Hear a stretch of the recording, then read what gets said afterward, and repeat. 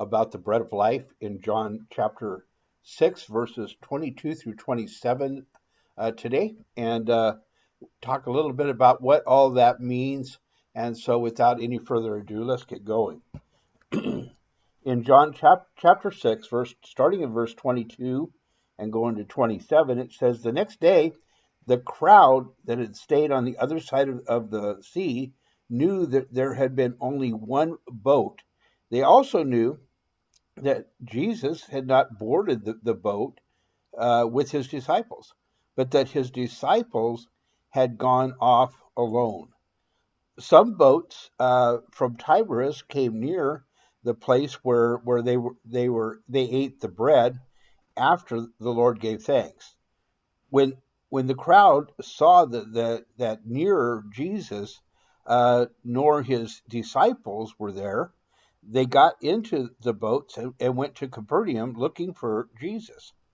When they found him on the other side of the sea, they said to him, 'Rabbi, when did you get here?' Jesus answered, 'I assure you, you are looking for me not because you saw the signs, but because you ate the loaves and were filled. Don't work for food that perishes, but for the food that lasts for eternal life, which the Son of Man will give you, because God, the Father, has set his seal of approval on him. On him. What an amazing thing that we're about to talk about anyway, is that he is the bread of life. And what that means. Yeshua is the bread of life, and he identifies himself in this passage as such. Apparently, there is a search that gets started looking for Yeshua. There were some who stayed back on the mountain where they were fed the loaves of bread, and I could understand this if I had seen uh, these people, 5,000 plus, men plus their families and everything fed out of 5 loaves and 2 fish. Most of us would want to actually stay there, and we'd want to see that again, and we'd want to be around the one that did that. I'm pretty sure that that's the way it would go, especially with me, because they actually were a lot more active about their faith back in the first century. I know that they went to a lot of stuff that they shouldn't have, but at the same time, they were actively looking. There was a group that was real zealous for the word, and they were actually looking for the fulfillment of prophecy. And so to see this, and even Yeshua himself said that it was that they were looking at the sign, that they missed the sign altogether. But there must have been some really who left, okay, and they would have carried back the good news to Tiberias and others, and it went to the place where Yeshua was last seen in verses 22 to 23. Okay, but it would seem when they didn't find Yeshua there, they surmised that he went to Capernaum, thinking that he must have somehow gone to his disciples there. Now, if you look at this, they find him and ask him when he had arrived at Capernaum, but Yeshua doesn't answer their question. Okay, Yeshua goes to the reason they're looking for him. He goes kind of like right to the heart of the situation, and he has a tendency to do that.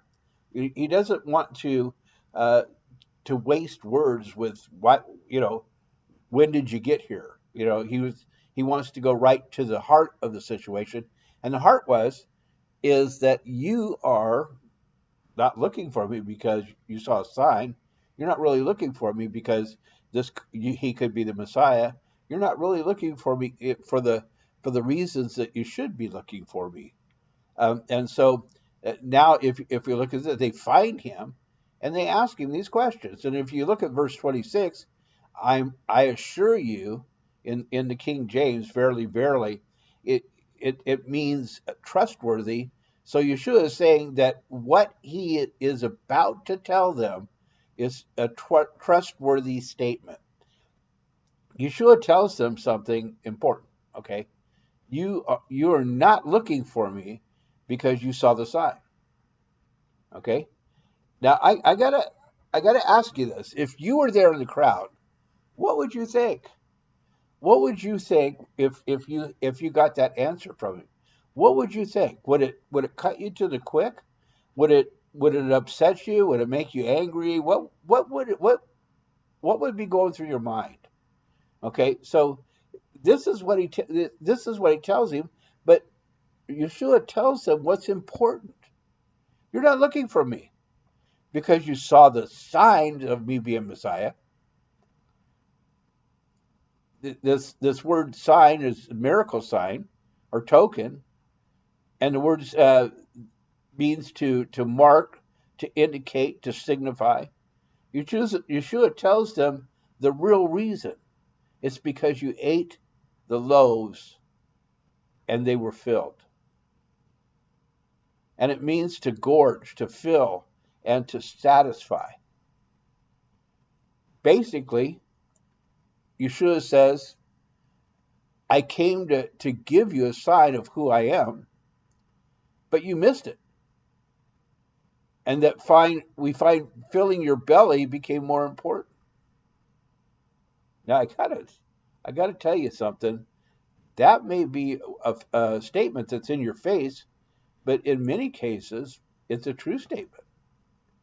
How many times have we done something not because we really thought that it had value, but it kind of filled our appetite for whatever?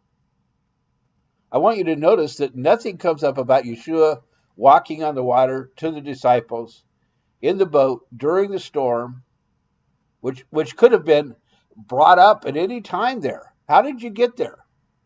Well, I got there by walking on the water. And his disciples said, yeah, we saw it. If you look at Numbers 11, 4 through 10, contemptible people, okay, and that was in the King James Version, calls them a mixed multitude, but the Hebrew is it means to be to gather up together, and it means promiscuous assembly, promiscuous, and that's in this contemptible people. So in Exodus chapter 12, verse 38, an ethnically diverse crowd is a mixed multitude, and it's not the same as the word used in Numbers 11. This one means a diverse multitude. Numbers 11:4 speaks to a different situation. It speaks to those who play it loose.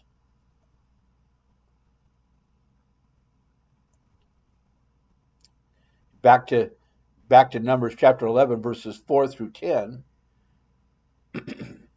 they had a craving for food. They were lusting for flesh to eat, which the case of all Israel to cry out. We could say that they lusted for the flesh. They lusted for the food, and it could be that to lust or to desire is feed the flesh. In Numbers 11:6, now our appetite is gone, and our soul is dried up, or dried away. The Hebrew is vitality, so their vitality is all dried up. And if you look at verse 5 there, they were remembering when their captivity they were remembering it fondly. In other words, Yahweh had delivered them. God had delivered them from captivity, from those that they were complaining, from those, if you remember, that they were shouting out and crying out to be delivered. And when they were delivered, now they're crying out to go back because their flesh was lusting after the food that they had in Egypt. They forgot somehow about the hard labor. They forgot somehow about being slaves. Their desire was not for what God had and what God was giving them. And there's nothing to look at but this manna is what they say. It's like they despised what God had provided for them and longed or lusted after the world or after what Egypt could give them. And that's what Yeshua is saying here in John chapter 6, verse 27. Don't work for the food that perishes, but for the food that lasts for eternal life. And that's what the Father has put his seal of approval on, the Son of Man. It's a reference to Messiah, by the way. The word seal is in the Greek actually means to stamp, as in a stamp, his mark on his signet ring. He would actually melt wax on the envelope and put his signet ring in that wax, and it would seal it, and with his mark. People would know who it came from. They would know that the letter wasn't tampered with. That's what a seal is. And that's what he says, that he's put his seal on there, on Yeshua, the Son of Man. You see, they were desiring, according to the passages here, we've actually just looked at. They were desiring something else. They were lusting after something else. Now, if we go back to the Numbers 11 passage, 11, 7 through 9, if you look at verse 8, the manna tasted like pastry and cooked with the finest oil, and the Hebrew was cakes, and it tasted like fresh oil, if you will, from olive oil, which in Hebrew means juice or vigor or sweet cakes. Okay? And if you look at the word vigor, it means strength, energy, determination, which is a contrast to our soul is dried up, and their vitality is dried up. And this word, soul, is used for a breathing person, an animal, a life, and in both physical and mental health. So our soul and mental health comes from Yahweh, comes from God, and provides for us. And lusting after the things of the flesh or the world robs us of our physical and mental health. The word work in the Greek means to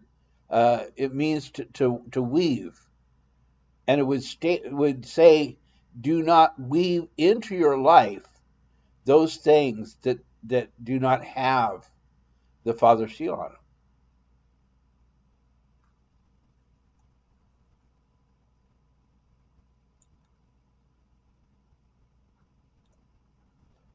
Yeshua says to do not weave into your life that which perishes.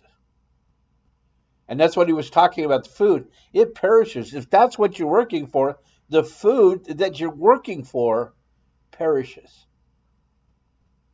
But the food that I give you leads to eternal life. It's only the Son of Man, it's only the Messiah that can give you the type of satisfaction. It can only come from the Father's supplies. What the Father supplies. And if you look at work, they expanded. Some stayed there at the mountain where they had been fed.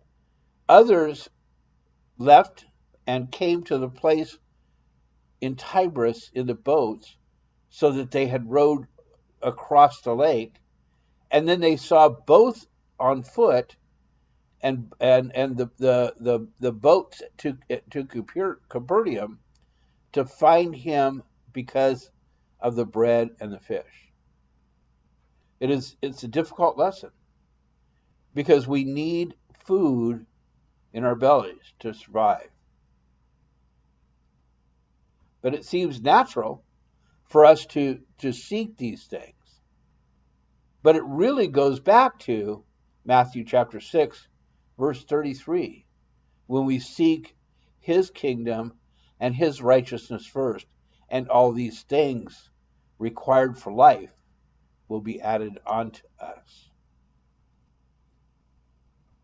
What an amazing way to think of it, because actually what Jesus is telling them, what Yeshua is telling them, is that you really got your thinking backwards, okay? Instead of working for the bread that just keeps you alive for now, go after the bread. Go after the bread that gives you eternal life, and I'm the one that can give you eternal life. It's really a choice that we all have to make. But you know what? This lesson is a good lesson. And it's something that we need to think about a little more often, because those of us in the 21st century, especially in America, have always sought after what fills our belly. And unfortunately, it's not going to feed us spiritually and to eternal life. It was good to be able to teach this lesson today. Remember that to submit or subscribe to this channel. Remember to subscribe to the channel. Push the thumbs up. Push the bell too when you subscribe.